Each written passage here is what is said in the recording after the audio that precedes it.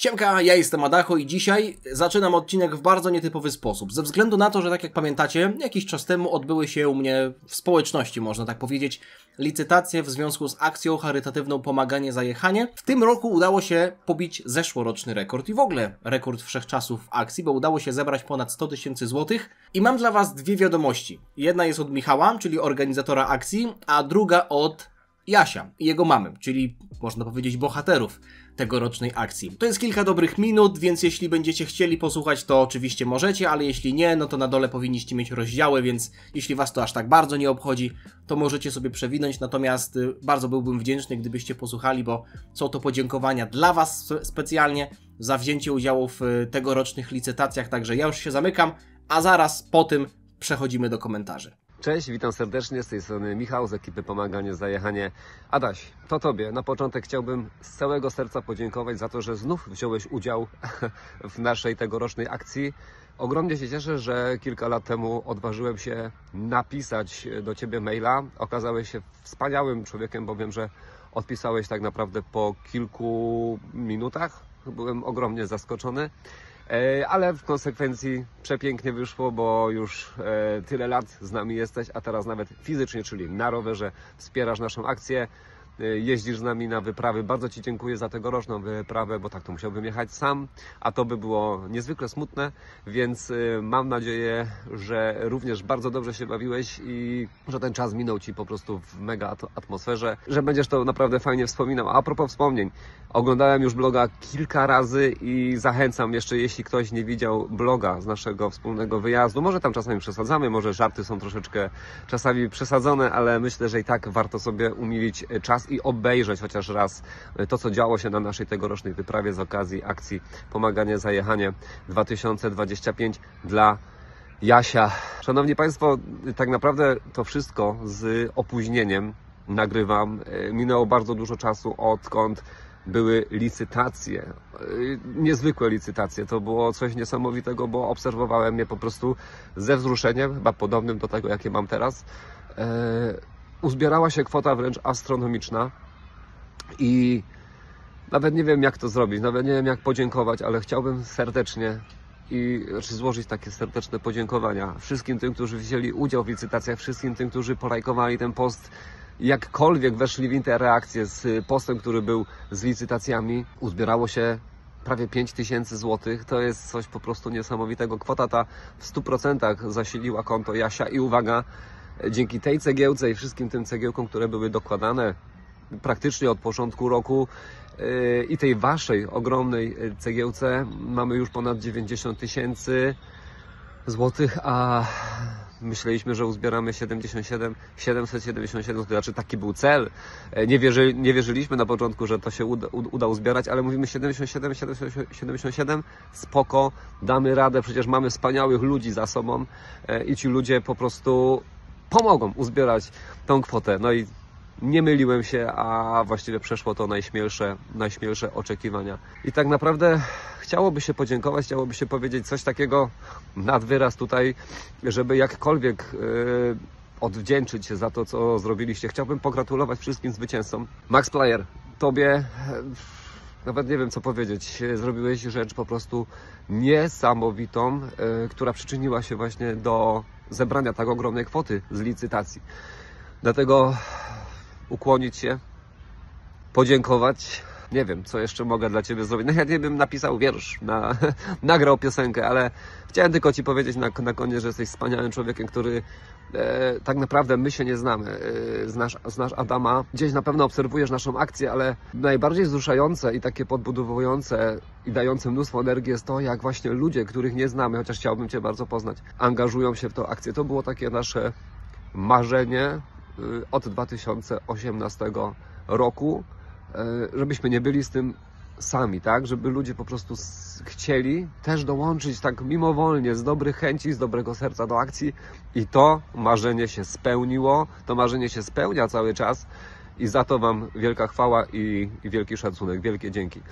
Dziękuję jeszcze raz wszystkim, którzy brali udział w licytacjach, ci, którzy wygrali licytację. Wiem, że też między tymi ludźmi są osoby, które same są w potrzebie, a robią coś dobrego dla innych, także tym bardziej wielkie dzięki. Czasami naprawdę brakuje słów na to wszystko, na to wszystko, co się dzieje dookoła akcji i na to, jak setki, a już nawet tysiące ludzi wspiera akcję, wspiera Jasia. Kurczę, już to nagranie jest bardzo, bardzo długie. Adaś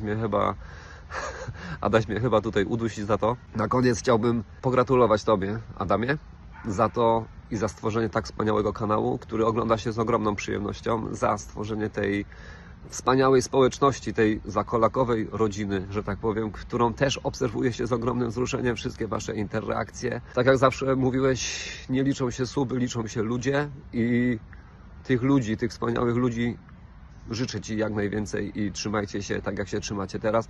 Mam nadzieję, tylko na koniec, że uda się jakkolwiek spotkać kiedyś z Wami, uścisnąć Wam osobiście rękę i podziękować tak naprawdę, tak na żywo. To chyba by było takie największe moje marzenie. Do zobaczenia, a życzę Wam jeszcze tego, aby dobro, które dajecie, nie tylko w naszej akcji, ale mam nadzieję, że również na co dzień wróciło do Was ze zdwojoną siłą.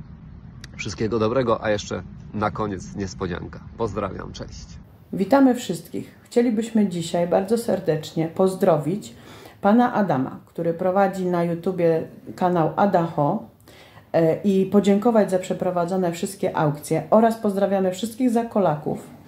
I jeszcze mamy jedną osobę do pozdrowienia i podziękowań oczywiście. Jest to pan Max Player, który przekazał na tę licytację fanty. Dziękuję za przeprowadzone aukcje i pozdrawiam serdecznie wszystkich zakolaków. Pozdrawiamy i życzymy miłego dnia. I ja również Wam dziękuję za tak liczne interesowanie się akcją w tym roku, za wzięcie udziału w licytacjach i ogólnie pchanie tego wózka do przodu, a teraz, tak jak powiedziałem, przechodzimy do komentarzy. Shaler V1977. Czy Future Trunks, ten z superki, i Goku Black to dwie strony tej samej monety? Trunks to Saiyanin, który stał się przybocznym Kaioshina, a Goku Black to Kaioshin, w zasadzie uczeń na Kaioshina, a potem Kaioshin, który stał się Saiyaninem. I czy to możliwe, że Trunks może stać się Super Saiyaninem Blue po treningu boskiej, a tą monetą jest właśnie ta moc?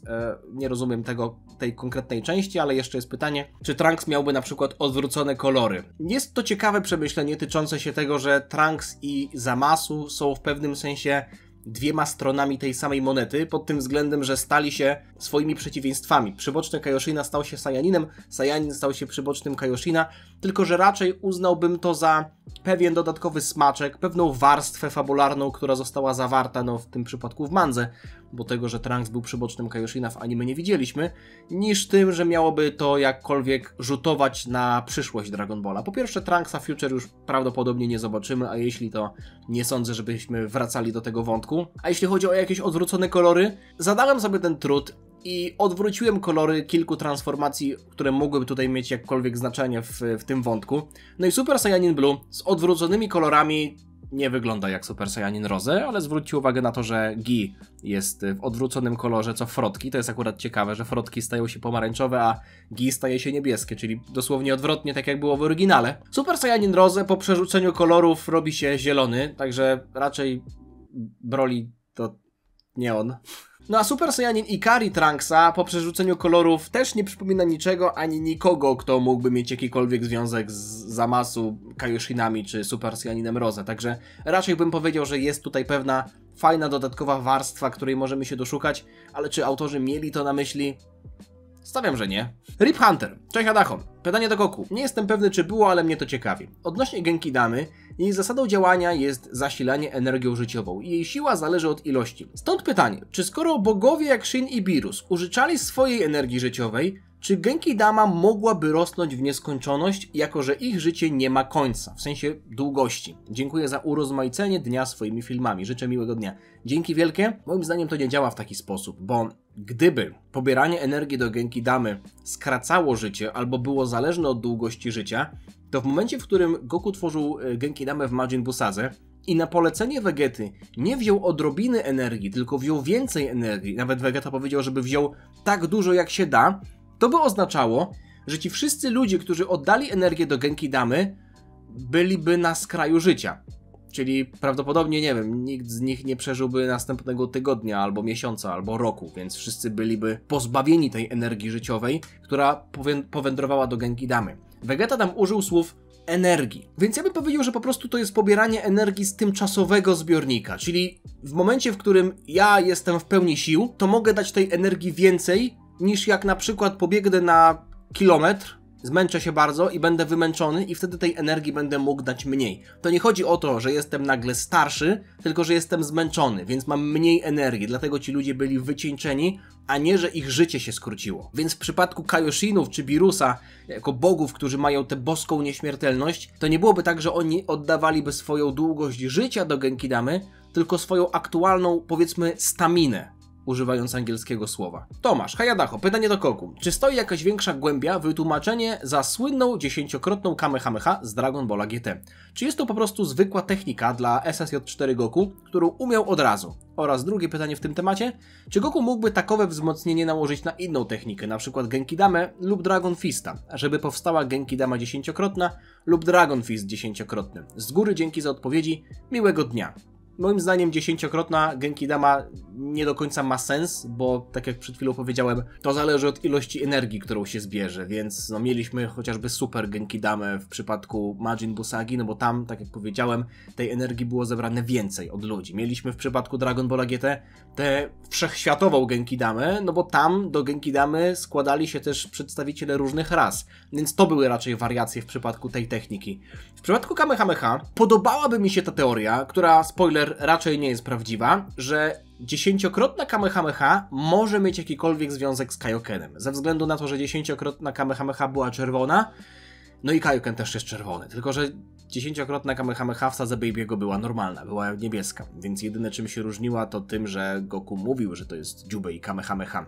W zasadzie to mówił Jubei ze względu na to, że on ma ten akcent, ale już nie będę wchodził w te jakby nazewnictwa. Nie uważacie, że byłoby ciekawe, gdyby Goku był w stanie nałożyć ten sposób używania Kaiokena, tylko że nie na swoje ciało, ale na technikę, której używa? Więc byłby w stanie nie tyle co zwiększyć swoją energię w swoim ciele, jak to jest w przypadku Kaiokena, ale tworząc Kamehameha, byłby w stanie zwiększyć energię Kamehameha 10-krotnie, może nawet 20-krotnie, tylko wiadomo, prawdopodobnie kosztowałoby to więcej ki. No, umówmy się, że coś takiego nie byłoby robione za darmo. Natomiast jeśli kierowalibyśmy się samą kwestią kolorystyczną, no to tak jak mówię, w Sadze Baby'ego widzieliśmy, że ta Kamehameha miała tradycyjny kolor, więc raczej może być to kwestia tego, że 10-krotne wzmocnienie tej techniki może nawiązywać do transformacji w Ozaru. Jest to transformacja z mnożnikiem razy 10. Super Saiyanin miał mnożnik 50-krotny, chociaż kiedyś tam Toriyama powiedział, że jak to rysował, to tak bardziej mu się zdawało, że to lepiej byłoby myśleć, że to jest 10-krotny, czyli Super Saiyanin to byłoby 10 razy. W takim razie Ozaru ile to by było? Bez sensu. Toriyama mógł wtedy nic nie mówić, bo też wprowadził zamieszanie. Ale może jest tak, że 10-krotna Kamehameha to nie jest coś, co Goku robi specjalnie, tylko to jest naturalna Kamehameha w formie SSJ4. Ze względu na to, że jest on w formie, która korzysta z transformacji Ozaru, to ta Kamehameha też jest inna, tylko że patrząc wtedy na inne transformacje, to też nie ma sensu. No bo na przykład Super Saiyanin 2, dlaczego nie miał na przykład 100-krotnej Kamehameha? Skoro bazowa Kamehameha to byłaby jednokrotna, w Super Saiyanie to byłaby 50-krotna, w Super Saiyanie 2 to byłaby 100-krotna, a w Super Saiyanie 3 to byłaby 400-krotna. Wiecie, do czego zmierzam. To nie jest aż tak skomplikowane i uważam mimo wszystko, że ta teoria z Kaiokenem, gdyby nie te kolory, które się trochę tutaj nie zgadzają, byłaby w pewnym sensie ciekawa. No ale wiadomo, że nie jest prawdziwa, bo o Kaiokenie tam nie było mowy. Demisiek87. Adacho, może jakiś materiał o pewnej przypadłości Vegety, a może raczej jego kontuzji? Mam na myśli lewe ramię, za które często się trzyma, gdzieś w trakcie lub już po walce. Kiedy miało to miejsce pierwszy raz, w sensie skąd i od kiedy i ile razy miał z tym problem, bo ewidentnie jest coś na rzeczy. Sprawa z lewym ramieniem Vegety jest dość ciekawa i dużo osób wierzy w teorię, która, spoiler, nie może być prawdziwa, że to Android 18 zapewnił Vegecie tę kontuzję. I jeśli powiecie mi, bo chodzi o to, że przecież w Sadze Namek też już się łapał za lewe ramię, więc jeśli to się działo przed walką z Androidem 18, no to wiadomo, że ta kontuzja nie mogła wynikać z walki z 18. Ale wtedy ktoś by powiedział, okej, w anime łapał się za lewe ramię, Ale w mandze, która jest materiałem źródłowym, można powiedzieć, podczas walki z Rikumem chociażby, za lewe ramię się nie złapał. Złapał się za prawe. Więc to by oznaczało, że kontuzja lewej ręki w tamtym momencie u Vegety nie istniała. A złapał się za rękę, no ze względu na to, że dostał od Rikuma manto, więc to raczej naturalne. Okej, ale na przykład czy w Saiyan Sadze też się nie łapał za lewe ramię? Powiem wam, przejrzałem mangę i tam znalazłem jeden kadr, w którym Vegeta łapie się za bark prawy, więc lewa ręka jest sprawna. Do samego końca walki. Więc jeśli bralibyśmy pod uwagę mangę, to ta historia tycząca się kontuzji, którą Vegecie zapewnił Android 18, to mogłaby być prawda. Ale nadal nie jest. Dlaczego? Bo chwilę po tej walce Vegeta dostał senzu. Chwilę po walce z androidami Krillin wszystkim dał senzu. I jest tam nawet kwestia tego, że lepiej byłoby, gdyby Vegecie też jedną fasolkę dał. Więc to oznacza, że dosłownie parę minut po tym, jak ręka Vegety w walce z 18 została złamana, Vegeta miał już ją uleczoną za pomocą senzu. Ale co widzimy dalej? W Majin Buu Sadze, w Dragon Ballu Super, Vegeta dalej łapie się za tę lewą rękę. Więc to by oznaczało, że ta kontuzja to jest coś, co Vegeta miał już znacznie wcześniej. To jest coś, co w pewnym sensie się zabliźniło. Przecież Future Gohan, który swoją drogą też nie miał lewej ręki, bo te kontuzje lewych rąk w Dragon Ballu to jest też jakby bardzo popularna sprawa. Gohan w Cell Sadze stracił lewą rękę, w sensie została mu ona uszkodzona. Goku podczas walki z Piccolo Daimao też miał wyłączoną lewą rękę. Piccolo, Ten Shin Han tracili lewe ręce, więc myślę, że to może być po prostu kwestia tego, że Toriyama lubił rysować postacie w ten sposób, no ale w przypadku Vegety umówmy się, że jest to wątek, który przewija się na przestrzeni lat i nie jest to raczej przypadek, że Vegeta non-stop się łapie za tę lewą rękę. Myślę, że w obecnych realiach to już twórcy, może animatorzy robią to specjalnie, żeby, wiecie, żeby był ten mem. Ale jeśli byłoby tak, że Vegeta po walce z 18 miał złamaną rękę, chwilę później zjadł senzu, więc ta ręka została uleczona i wróciłby do pełni sprawności, to nie łapałby się za nią w Majin Buu Sadze w Dragon Ballu Super. To oznacza, że ta kontuzja prawdopodobnie wywodziła się z wczesnych lat Vegety. Czy Vegeta mimo wszystko mógł tej kontuzji nabawić się po Sadze Saiyan? Teoretycznie, natomiast po Sadze Saiyan był w komnacie regenerującej i ona prawdopodobnie naprawiłaby lewą rękę Vegety, a nie naprawiła tego. Dlaczego uważam, że to może być kwestia dawnych walk, zanim jeszcze Vegetę poznaliśmy? Zwróćcie uwagę na to, że Vegeta jest praworęczny. Widzimy to po tym, że chociażby w sadze Moro, kiedy zadaje ciosy ziemi Moro, to robi to prawą ręką na początku. Umówmy się, że w tamtym momencie, chcąc zadać najsilniejszy cios jak tylko mógł, zaatakował swoją silniejszą ręką. Zresztą widzieliśmy, jak łapał senzu, chociażby też łapał prawą ręką. To oznacza, że Vegeta bardziej ceni sobie prawą rękę niż lewą. A teraz zwróćcie uwagę na jego pozycję bojową. Vegeta od lat prezentuje pozycję bojową, w której naprzód, jako blok można powiedzieć, wystawia lewą rękę. Więc jest to sugestia, że Vegeta prawdopodobnie wiele razy podczas swojej historii walk, niezliczonych starć z różnymi przeciwnikami, przyjmował ciosy na lewą rękę. Blokował ciosy lewą ręką. Ona służyła do obrony, prawa być może służyła bardziej do ataku. Wiadomo, że Vegeta używa obu kończyn do ataku i obrony, ale ta pozycja Vegety być może sugerowała, że więcej przyjął na tę lewą rękę. Więc ona jest bardziej podatna na kontuzję, a wtedy wiadomo, że senzu nie jadł, więc nie mogły go leczyć. Być może komory lecznicze też nie do końca go leczyły, jeśli uznajemy, że komory lecznicze nie były w stanie doprowadzić do 100% sprawności. Vegeta mógł po prostu tę lewą rękę zajechać i to nie była kwestia walki z 18, ani walki z kimkolwiek innym, kogo widzieliśmy, tylko stara kontuzja, która ciągnie się za Vegetą od wielu, wielu lat. Być może nawet od dzieciństwa. Savitar, mam pytanie do Ciebie, Adasiu, odnośnie sagi Zamasu, a konkretnie zakończeń. Oba te zakończenia, mangowa i animowana, są takie niezbyt satysfakcjonujące, więc gdybyś mógł to zmienić, jakby to wyglądało? Czy dałoby się zakończyć tę sagę pozytywnie dla naszych bohaterów, bez interwencji Zeno? Sprawa jest prosta. W momencie, w którym Trunks przecina Zamasu, saga się kończy, no bo Zamasu, scalając się z nieśmiertelnego i śmiertelnego, nie może być w połowie nieśmiertelny, więc staje się po prostu śmiertelny.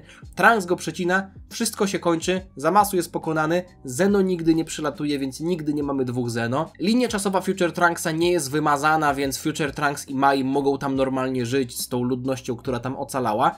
Można byłoby zrobić tak, że albo odbudowują całe miasto za pomocą swoich sił, no to byłoby na pewno trudniejsze, a może być tak, że Bulma na odchodne daje im, nie wiem, lokalizację nowej Namek, albo smoczy radar, taki, który jest w stanie wyszukiwać super smoczy kule, albo te nameczańskie smoczy kule, albo generalnie niech będzie ta nowa Namek, albo niech będzie nawet, że Kaioshin teleportuje ich na tamtejszą nową Namek, więc mogą sprowadzić Dendiego jako nowego Kamiego, mogą za pomocą nameczańskich smoczych kul odnowić ziemię i na przykład wskrzesić też Piccolo, albo kogoś tam jeszcze, albo nawet nie muszą wskrzeszać Piccolo, tylko po prostu Dendi stworzy nowe smocze kule. Tyle. Darko, czy uważasz, że trening Vegety na Yardrat podczas sagi Moro to ogromnie zmarnowany potencjał? Nauczył się tam błyskawicznej teleportacji, ale jak sam stwierdził, nie będzie jej używał, bo używa ją Goku. Nauczył się Force Spirit Fission, ale może ją używać tylko na konkretnym typie przeciwnika, czyli finalnie w większości sytuacji jest bezużyteczna. Wiadomo, że trening z Whisem jest pewnie bardziej produktywny, ale żeby rozwinąć postać Vegety, mogli zrobić powrót księcia na Yardrat. Moim zdaniem trening na Yardrat był strzałem w dziesiątkę i nie mam tutaj żadnych zastrzeżeń, ani pod kątem Force Spirit Fission, ani pod kątem błyskawicznej transmisji, chociaż tutaj rozumiem pewne zniesmaczenie, być może albo zawód, że Vegeta nie chce używać tej teleportacji częściej, no bo skoro wiemy, że potrafi, no to... Chociaż z fabularnego punktu widzenia też jest to zrozumiałe, bo udało mu się użyć jej raz, ale to nie znaczy, że on opanował do perfekcji tę technikę. On po prostu powiedział, że nie będzie jej używał, ale możemy się domyślić, że on nie umie jej używać aż tak dobrze. Po prostu mu raz ona wyszła. Gdyby chciał jej używać w walce, to prawdopodobnie bardziej by mu ona przeszkadzała niż pomagała, bo mógłby się teleportować w miejsca, w które nie chce się teleportować, więc tutaj raczej chodziło, że Vegeta nie będzie się jej uczył dalej, bo nie chce z niej w przyszłości skorzystać, a w przypadku Force Spirit Fission jest to ciekawa technika. Moim zdaniem właśnie dobrze, że Vegeta ma technikę, której może używać tylko w konkretnych przypadkach. W ogóle fajnie, że taka technika się pojawiła, bo gdybyśmy mieli technikę, jakiś atak, który może być użyty w każdej sytuacji, na każdym przeciwniku, to bardzo szybko po pierwsze mógłby się nam znudzić, a po drugie podejrzewam, że rodziłyby się pytania natury logicznej, dlaczego Vegeta nie użył tego na tym przeciwniku. Dlatego uważam, że ten trening był ważny i dobrze poprowadzony. Wiadomo, zawsze można zrobić lepiej, chociaż w tym przypadku jedyną rzeczą, która mi tak przychodzi do głowy, która mi się nie podobała w tym treningu, a raczej w ogóle w tym, co widzieliśmy, to ten nowy design Yardratan, który jest po prostu katastrofalny. Jan, być może to było kiedyś wytłumaczone, ale kim tak naprawdę są Puar i Oolong? Na Ziemian nie wyglądają. Obaj z tego co pamiętam chodzili do jednej szkoły, gdzie nauczono ich się przemieniać. Pytanie brzmi, kto ich nauczył? Czy jest więcej postaci potrafiących się przemieniać? Czy ta szkoła dalej funkcjonuje, czy są ukrytym zagrożeniem dla Zeno? Weźmy pod uwagę dwie rzeczy. Pierwszą jest to, że oficjalnie w uniwersum Dragon Balla mamy wioskę, w której mieszka Aralka, więc pingwinówek. To oznacza, że w świecie Dragon Balla, na Ziemi powiedzmy, na planecie Ziemia w Dragon Ballu, są różne rasy, które specjalizują się w różnych rzeczach. Mamy jeden rysunek przedstawiający nam tamto przedszkole, bo to było przedszkole dla zmiennokształtnych. Jak Puar i Oolong byli jeszcze mali i uczęszczali do tego przedszkola, zwróćcie uwagę na to, że te postacie, które tam są, no to nie są naturalni ludzie. To są albo zwierzaczki, albo jakieś gluty, albo nawet panda, albo w ogóle ktoś, kto przypomina Shu, albo nawet chyba przedstawiciel rasy Ten Shin Hana. Więc prawdopodobnie w świecie Dragon Balla, na Ziemi, jest pewien region, gdzie mieszkają takie postacie, i mogą uczęszczać sobie do takiej szkoły i one nie są szczególnie silne, ale mają nienaturalne zdolności. Patryk PCA. Adacho, mam pytanie do Goku. Czytając sagę Namek, zauważyłem, że Goku walcząc z oddziałem Ginyu obniża moc i tylko przy atakach ją zwiększa. Czy to oznacza, że Vegety Trick używania Goda i w ataku używania Blue było nawiązaniem do tego? Myślę, że mogło być, chociaż nie wiem czy celowym. Na pewno jest to pewien rodzaj walki, który nie jest szczególnie odkrywczy. Już widzieliśmy to, tak jak napisałeś, w przeszłości, więc to, że Vegeta używał tej taktyki w walce z Goku Blackiem, zresztą Goku też używał podobnej taktyki w walce z Hitem, to nie było szczególnie odkrywcze, ale na pewno było bardziej efektowne, no bo nie mieliśmy zwiększania mocy, którego my jako fani, jako widzowie, czytelnicy nie jesteśmy w stanie gołym okiem aż tak zobaczyć, ale mieliśmy zmianę form, więc widzieliśmy, że Goku, czy w przypadku Vegety, on zmienia swoją transformację tylko na ułamek sekundy, żeby wyprowadzić cios, więc tutaj była to celowa taktyka. W przypadku Goku na Namek to było raczej po prostu, chęć nieodkrywania wszystkich swoich kart od razu. Big SMC. Siemanko, pytanie do Goku. Jeśli się dobrze orientuję, to mamy oficjalnie potwierdzone nazwiska tylko dwójki głównych bohaterów, Roshiego i Bulmy. Ale ciekawi mnie, jak to wygląda w przypadku dzieci Saiyan, a zwłaszcza Trunksa. Gohan i Goten nie mają nazwiska ani po ojcu, ani po matce. Co z Trunksem? Nie ma nazwiska po ojcu, czy nazywa się Trunks Briefs po matce? A Son? Przecież to jest nazwisko, także Son Gohan, Son, Goten. Jeśli mamy doktora Briefa, w niektórych wersjach językowych doktora Briefsa, ja wolę chyba mówić Brief. Jeśli mamy doktora Briefa, to raczej oznacza to, że Bulma też ma na nazwisko Brief, tak? Więc Trunks też ma na nazwisko Brief. Podejrzewam, że w przypadku Trunksa być może nie byłoby to aż tak oczywiste, no bo Vegeta jest to po prostu Vegeta IV. W przypadku Saiyan wiadomo, że nikt nie mógł się nazywać Vegeta poza, powiedzmy, kolejnymi męskimi osobnikami z królewskiej linii, więc Vegeta trochę nie potrzebował nazwiska, więc przyleciał na Ziemię już jako Vegeta IV. Natomiast patrząc na sytuację z końcówki sagi Moro, kiedy nasi bohaterowie otrzymują odznaczenia, mamy tam czytane pełne ich nazwy, imienia i nazwiska. I mamy Son Goku, Vegeta IV, Majin Buu, Jaco, no i tutaj jego nazwisko, no i Vegeta jest po prostu Vegetą IV, więc Trunks niekoniecznie musiałby mieć nazwisko. Natomiast wiemy, i tutaj rzucę wam pewną ciekawostką, że istniała w uniwersum Dragon Balla postać o imieniu Trunks. I to był, z tego co pamiętam, mąż Ranfan, czyli tej kobiety, która walczyła w klasycznym Dragon Ballu z Namu, ta, która się rozbierała podczas walki. Więc to oznacza, że Trunks musiałby mieć nazwisko, żeby, wiecie, idąc do szkoły, ludzie mogli go rozróżnić od innych Trunksów, no bo wiemy, że są Trunksy inne w świecie Dragon Balla, więc co za tym idzie, podejrzewam, że Bulma oficjalnie w papierach u Trunksa napisała, że jest to Trunks Brief, więc Trunks Brief to jest jego imię i nazwisko, a w przypadku Gotena Son Goten. Goten Son. Swoją drogą, jak ma na nazwisko Roshi? M-Crux, skoku. Tym razem otworzę mały kącik muzyczny. Wiem, że lubisz 21 Pilots, stąd pytanie. Jak oceniasz ich nowy album? Bo ja jestem zachwycony. Mimo wszystko połączę jeszcze to pytanie z japońskim światem. Czy była jakaś piosenka w DB lub jakimkolwiek innym anime, która na tyle ci się spodobała, że dodałeś ją do playlisty z muzyką, której słuchasz na co dzień? Dużo takich było piosenek, nie będę wymieniał żadnych, bo musiałbym dużo siedzieć. Ale generalnie tak, jest sporo takich utworów z anime, które mi się podobają, których słucham. Być może nie teraz na co dzień, ale których słuchałem na pewno w przeszłości. Nowa płyta? Pół na pół bym powiedział. Są utwory, które mi się bardzo podobają. City Walls, Raw Fear, Robot Voices, Tally, One Way, no i też single The Contract. Moim zdaniem chyba top 2 bym powiedział, może top 3 utworów na tej płycie. Ale są też piosenki, które jakoś szczególnie mi nie siadają, natomiast mimo wszystko najbardziej podobają mi się smaczki, drobne easter eggi. W teledysku do City Walls uwielbiam nawiązania do poprzednich płyt, no i też fakt, że ostatnia, jakby no wiecie, ten 10-letni, albo i nie wiecie, tam oni opowiadają taką historię, praktycznie już 10 lat, może nawet więcej, bo w 2013 bodajże roku wyszła płyta Vessel, do której też są nawiązania na tej nowej płycie. No chociażby ostatnia piosenka z tej płyty, Intentions, to jest piosenka Truce puszczona od tyłu, a Truce to jest ostatnia piosenka z płyty Vessel z 2013 roku, także mamy tutaj bardzo fajne nawiązania, easter eggi. Ogólnie jestem raczej nastawiony na plus, natomiast nie wszystko mi siadło. W przypadku poprzedniej płyty Clancy miałem lepsze odczucia. Tobias, pytanie o Buu. Ostatnio oglądałem sagę i zaciekawił mnie fakt, czy Buu jako materia miał prawo się męczyć i zostać pobity do nieprzytomności. W sadze od jego pojawienia się do ostatniej walki, jakiego by nie dostawał łomotu, to i tak się regenerował i wracał do walki jak nowonarodzony. Drugi przypadek jest taki, że jak walczyli na końcu dwóch Buu, to grubasek został pobity do nieprzytomności i nawet był moment, gdzie nie mógł wystrzelić pocisku, bo brakło mu mocy. Ten fakt mnie trochę zaskoczył i zainteresował. Była chyba kwestia mówiona, nie wiem czy to było pod koniec już w walce z Kid Buu, ale gdzieś mi świta, że Vegeta chyba powiedział, że zobacz, że on jest w stanie się męczyć, że to jest dowód na to, że on jest w stanie się męczyć, więc Majin Buu był w stanie się męczyć, a to, że miał bardzo mocno rozwiniętą regenerację, to była inna sprawa. Porównałbym to trochę do Piccolo. Piccolo może się regenerować, więc idąc z tym tokiem moglibyśmy mówić, czy on do końca życia będzie mógł sobie odradzać ręce, nogi i tak dalej i się, nie wiem, nie będzie męczył? Nie, no bo Piccolo zużywa na to część energii. Kiedyś zużywał na to dużą część energii, potem podejrzewam, że jego ki już była tak duża, że po zregenerowaniu ręki nie męczył się aż tak bardzo. W przypadku Majin Buu ta jego regeneracja jest na tak olbrzymim poziomie, że zrobienie sobie nowej ręki, nowej kończyny, w ogóle kończyny czy manipulacja swoim ciałem jest na porządku dziennym. Ale to nie oznacza, że on nie traci energii, na przykład regenerując sobie kończynę.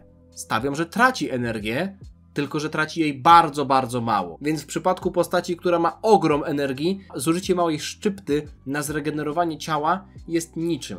Natomiast to nie jest tak, że Buu ma nieskończoną energię. To nie jest tak, że on się nigdy nie męczy.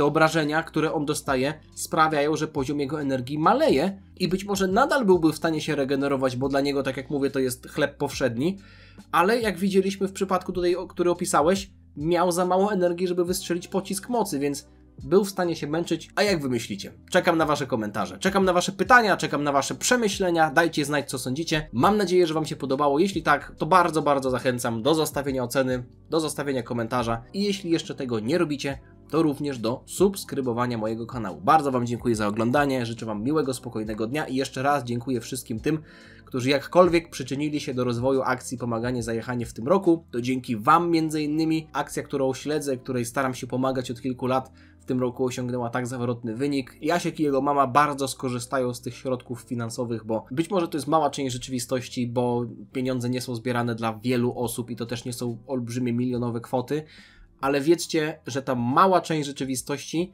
dzięki wam też została polepszona. Także za to wam też dziękuję. Widzimy się niebawem. Trzymajcie się. Na razie. Cześć.